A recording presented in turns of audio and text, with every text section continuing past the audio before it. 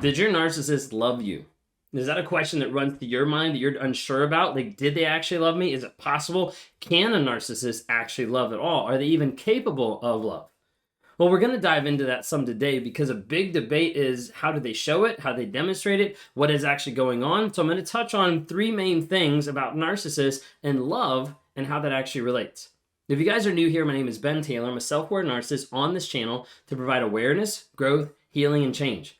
And we do it under the program of Raw Motivations. You can find us under all social media platforms: TikTok, Instagram, Facebook, YouTube, LinkedIn, and also under Apple Podcasts, Amazon Music, Spotify, all of that under Raw Motivations. So check us out there if you're on the car or if you want to watch the video. Either way, you can grab it on either side. If you want to talk to me sometime one-on-one, would love to interact with you, just go to rawmotivations.com, click on one-on-ones, try to work with people to help them break out of the trauma bond, to rewire their mindset, change your story, to change your life, to actually be able to get free and break away from those triggers that are still controlling you and learn to set boundaries so that you don't go back and be with a narcissist and you don't get with a narcissist down the road. Thank you so much for tuning in today. If you guys need more people, as you see in the comments of people that comment and respond and things, if you need more people to help you grow, then I'd like to invite you over to the NARC app. You can look it up under narcapp.com, narcapp.com. It stands for Narcissistic Abuse Recovery Community.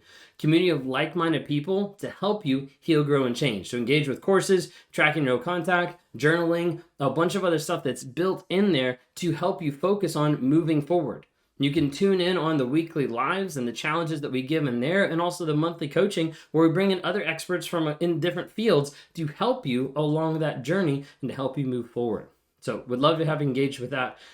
We're going to jump in today with narcissists. Are they actually capable of love at all? Well, typically you hear on most social media out there, narcissists aren't capable at all. You know, it's impossible. They don't love. That's like the typical response of they are incapable of love. So much so that I was even interacting with someone the other day, and I heard this person say that even so far that they said all men are incapable of love. Like it's impossible for men to be capable of love.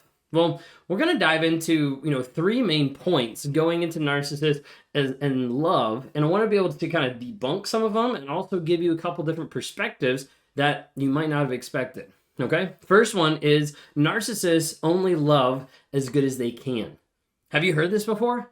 Sometimes people will be like, well, they showed love, but in their way. Or they showed love, it was the best that they could do. It was the best that they can offer. The thing with this, I really don't like because it oftentimes it implies and it removes the aspect of fault and places them in the aspect of like poor victim. Like they did the best they could. When in reality, they didn't. When in reality, how they were showing up, even if they thought this is love, they weren't open to actually changing what they were going to do and changing how they hurt you and how they manipulated to exemplify and show love on a day-to-day basis.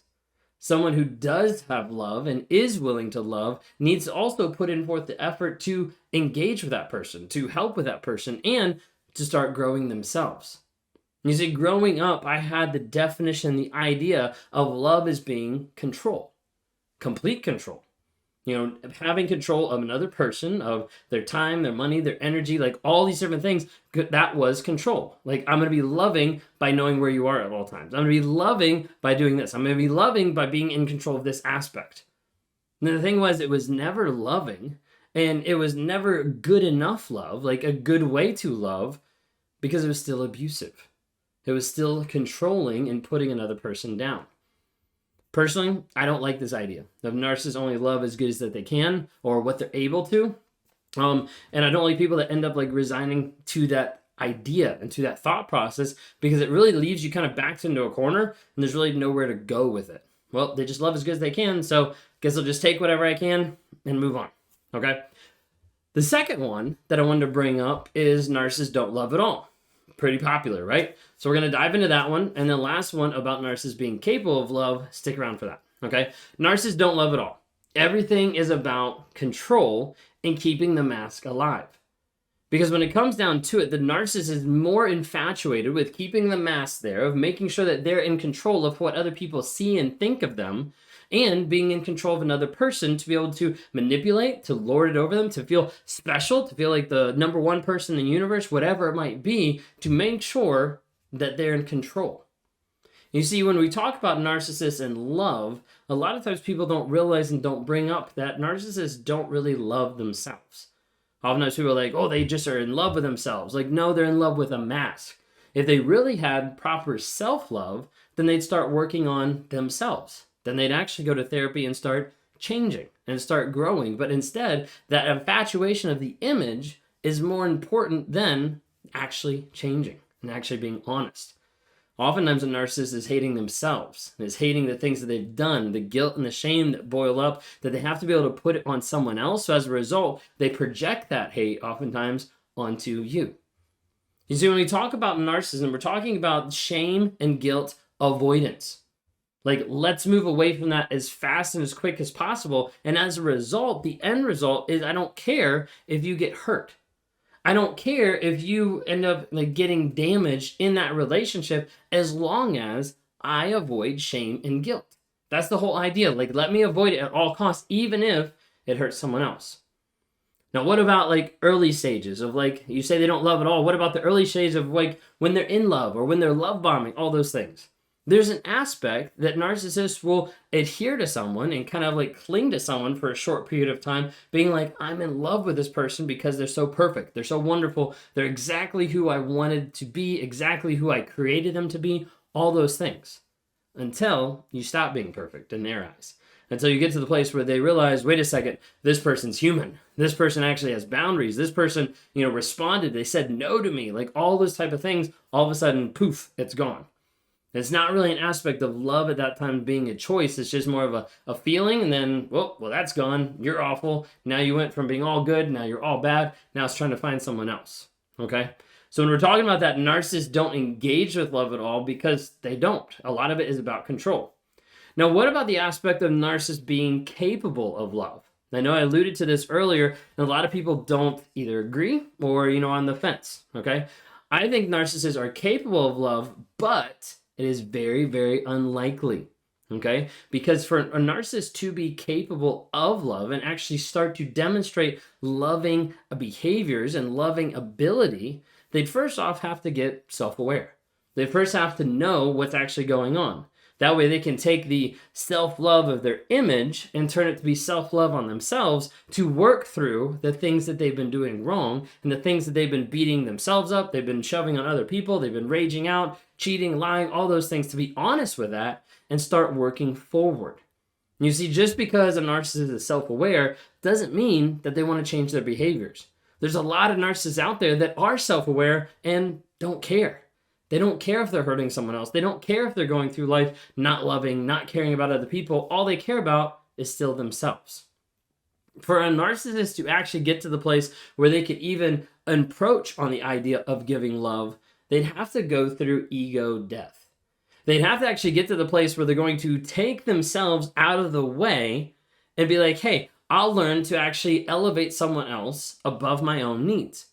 To actually take my ego and squash it and say, hey, my ego is not the most important thing in the room. My ego is not the most important thing in the world. I'm not the center of the universe. There's other people around me that matter. And a lot of times a narcissist is not willing to do that at all.